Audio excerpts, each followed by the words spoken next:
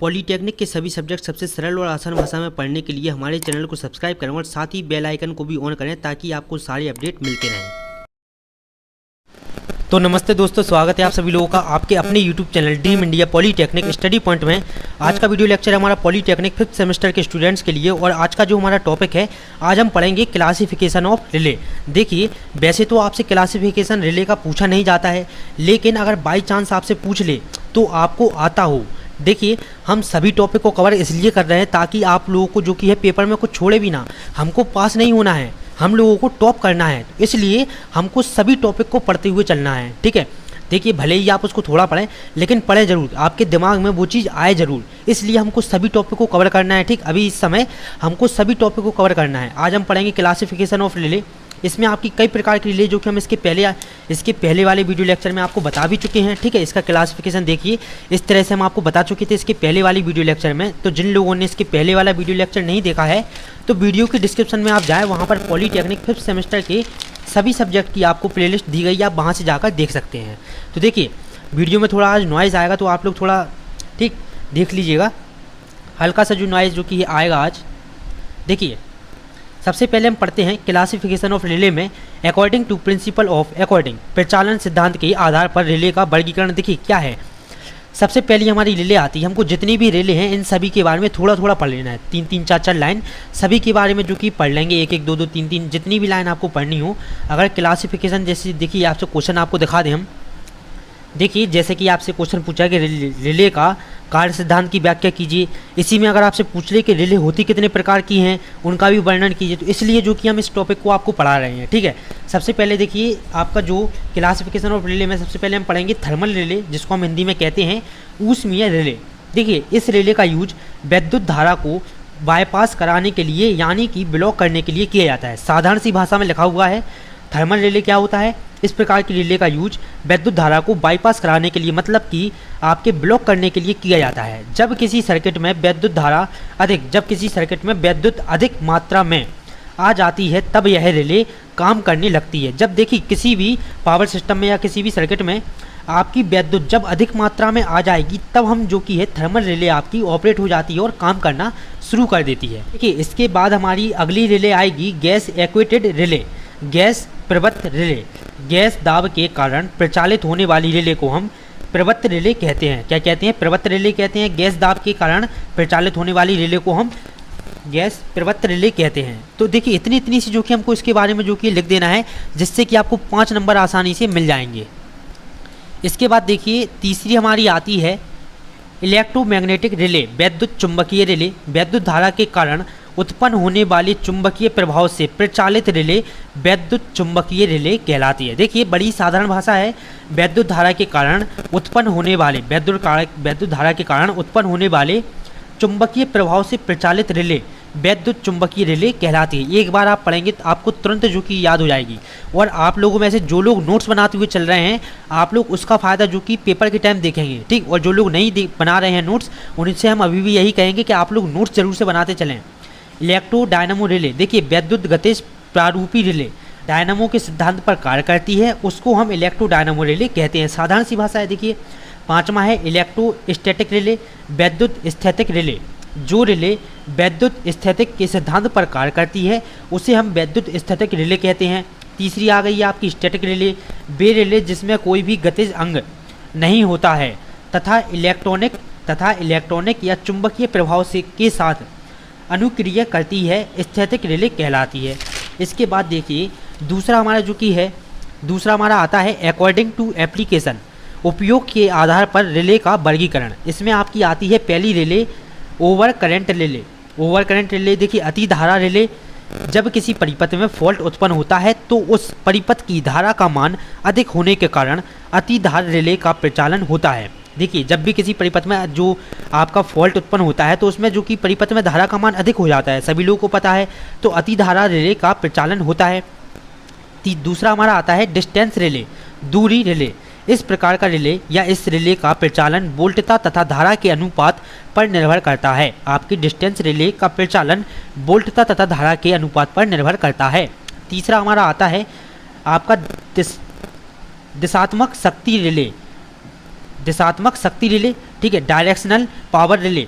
इस प्रकार की रिले में जब शक्ति का प्रवाह किसी विशेष दिशा में होता है तो दिशात्मक शक्ति रिले कहलाती है। ठीक, जब भी आपकी किसी भी प्रकार इस प्रकार की रिले में जब शक्ति का प्रवाह किसी विशेष दिशा में होता है तो दिशात्मक रिले कहलाती है या उसे कहते हैं। हमारा आता है आपका अंतरात्मक रिले।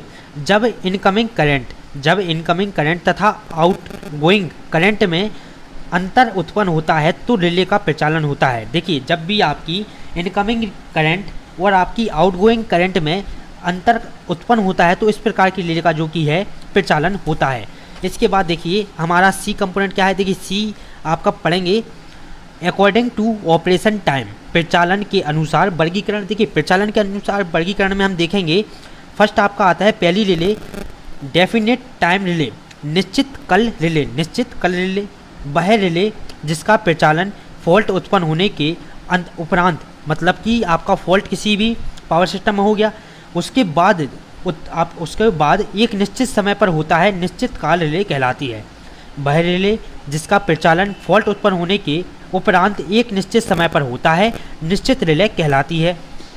दूसरा आता है आपका तात्क्षणिक रिले। तात्क्षणिक रिले क्या होता है, जैसे ही किसी राशि के मान में परिवर्तन होता है तो तात्क्षणिक रिले का कार्य करेगी, ठीक, या आपकी प्रचालित होगी। तीसरा हमारा आता है प्रतिलोमकार रिले। वह रिले जिससे धारा तथा समय के प्रतिलोमानुपात, ठीक, प्रतिलोमानुपाती संबंध होता है। धारा अधिक होगी तो रिले का काम करने का समय कम होता है। ठीक, जो आपकी प्रतिलोम काल रिले होती है इसका काम करने का कार्य जो कि है कम होता है। इसके बाद देखिए आपकी इम्पोर्टेंट रिले। अब हम पढ़ेंगे जो आपकी मोस्ट इम्पोर्टेंट रिले है, जो आपसे पूछा जा सकता है क्वेश्चन, उन रिले के बारे में भी हम थोड़ा सा जान लेते हैं। जैसे कि आपकी इसमें जितनी हमने रिले पढ़ी है इसमें आपकी कुछ रिले मोस्ट इंपॉर्टेंट है, तो इसके बारे में हम डिटेल से पढ़ लेंगे। जैसे आपकी देखिए पहली आ गई थर्मल रिले, यह आपकी बुक में भी दी हुई है, ठीक। दूसरी स्टैटिक रिले, और 2-3 प्रकार की आपकी रिले होती है, तो उनके बारे में भी हम जानेंगे। और आज जो कि इस वीडियो में हम पढ़ेंगे केवल थर्मल रिले के बारे में। इसके बाद आगे की रिले में हम अगले वीडियो लेक्चर में पढ़ेंगे। देखिए आप हमेशा जो कि एक चीज़ याद रखिएगा, 5th सेमेस्टर में जो भी स्टूडेंट्स हैं तो वो इस बार के पेपर बड़ी सावधानी से दें, क्योंकि इस बार जो कि है आपकी कॉपी बहुत ही सख्ती के साथ चेक की जाएंगी, ठीक। तो आप इस बार जब जो कि है 40 नंबर का करके आएंगे तब आपको 20-30 नंबर दिए जाएंगे। आप सभी लोगों को हल तो पता ही है BTUP का, ठीक। जब हम पता चले पूरा पेपर करके आए तो हमारे 20-30-40 नंबर आ रहे हैं। तो इसी तरह से आप लोग इतना अंदाज़ा 5th सेमेस्टर के स्टूडेंट्स को हो चुका है, और हम फिर से यही कहते हैं कि हमको पढ़ते अभी भी सब कुछ चलना है। तो देखिए अब हम जानते हैं थर्मल रिले के बारे में। देखिए ऊष्मीय रिले विद्युत धारा के, ऊष्मीय रिले थर्मल रिले को हम क्या कहते हैं हिंदी में, ऊष्मीय रिले विद्युत धारा के आपका ऊष्मन प्रभाव को इंग्लिश में कहेंगे हीटिंग इफेक्ट। आप हीटिंग इफेक्ट भी लिख सकते हैं इसकी जगह, ठीक है। ऊष्मीय रिले विद्युत धारा के ऊष्मन प्रभाव के सिद्धांत पर कार्य करती है। आपकी जो थर्मल रिले होती है ये आपके हीटिंग इफेक्ट के सिद्धांत पर कार्य करती है। रिले के प्रचालन हेतु ऊष्मा का उपयोग प्रत्यक्ष अप्रत्यक्ष रूप से किया जाता है, जिसके आधार पर ऊष्मीय रिले को 2 वर्गों में वर्गीकृत किया गया है, 2 भागों में बांटा गया है। पहली आपकी होती है प्रत्यक्ष ऊष्मीय रिले, दूसरी होती है अप्रत्यक्ष ऊष्मीय रिले। इसको हम ताप रिले भी जो कि कह सकते हैं, ठीक। प्रत्यक्ष ताप रिले आपका डायरेक्ट हीटिंग रिले, और दूसरी होती है इनडायरेक्ट हीटिंग रिले। सबसे पहले हम पढ़ते हैं डायरेक्ट हीटिंग रिले के बारे में। क्या होता है ये, दो धातुओं से बनी द्विधातुक, जो भी आपकी 2 धातु से बनेगी उसको हम क्या कहेंगे, द्विधातुक। 2 धातुओं से बनी द्विधातुक पट्टियों का यूज धारावाहक चालक के रूप में किया जाता है। आपका द्विधातुक पट्टियों के दोनों सिरे स्थिर कर दिए जाते हैं तथा इसके ऊपर उभरे हुए मध्य भाग पर एक फलक लगा होता है जो रिले को संपर्कित करने का कार्य करता है। क्या करता है, जो रिले को संपर्कित करने का कार्य करता है। इसके ऊपर जो फलक लगा हुआ होता है वो, ठीक है। इसके बाद देखिए इसमें हम आगे लिखेंगे कि द्विधातुक पट्टियों में जब धारा प्रवाहित होती है तो उत्पन्न ऊष्मा के कारण ट्रिप का मध्य भाग मुड़कर ऊपर उठ जाता है। आपका क्या होगा, ट्रिप का जो मध्य भाग होगा वो आपका मुड़कर ऊपर की साइड उठ जाएगा, ठीक है। आपका देखिए ये चित्र आप इसमें देख सकते हैं, ऊपर की साइड उठ जाता है, जिससे फलक ट्रिप सर्किट के उपस्थित रिले संपर्कों को संपर्कित कर स्ट्रिप सर्किट को ऊर्जावान कर देता है। ठीक है, तो इतना सा जो कि आपको इसमें लिखना है। इसके बाद आप इसका डायग्राम बना देंगे। ठीक है, आपका डायरेक्ट हीटिंग रिले का केवल हमने इसमें जो कि है 10 लाइनें मुश्किल से लिखी हैं। ठीक, 5-6 लाइन आप इसमें लिख देंगे, आपकी डायरेक्ट हीटिंग रिले का काम हो गया। ठीक, जी आप इसमें डायग्राम बना देंगे। इसके बाद हम पढ़ते हैं इनडायरेक्ट हीटिंग रिले। सबसे पहले तो आपको इनडायरेक्ट हीटिंग रिले में ये डायग्राम बनाना होंगे। बड़े ही सिंपल डायग्राम है, आप एक या दो बार अगर आप अच्छे से देख भी लेते हैं तो आप बिना देखे आराम से बना देंगे। इसके बाद हम इनडायरेक्ट हीटिंग रिले में लिखेंगे, देखिए बायमेटलिक स्ट्रिप के ऊष्मन मतलब कि हीटिंग के लिए एक अन्य हीटिंग एलिमेंट का यूज किया जाता है। आपका जो बायमेटलिक आपका स्ट्रिप होता है, इसके हीटिंग के लिए एक अन्य हीटिंग एलिमेंट का यूज किया जाता है। इसमें धारा से ऊष्मा उत्पन्न की जाती है। क्या की जाती है? इसमें धारा से ऊष्मा उत्पन्न की जाती है। हीटिंग एलिमेंट को आपका बायमेटलिक स्ट्रिप पर लपेटकर ऊष्मा रेडिएशन एवं आपका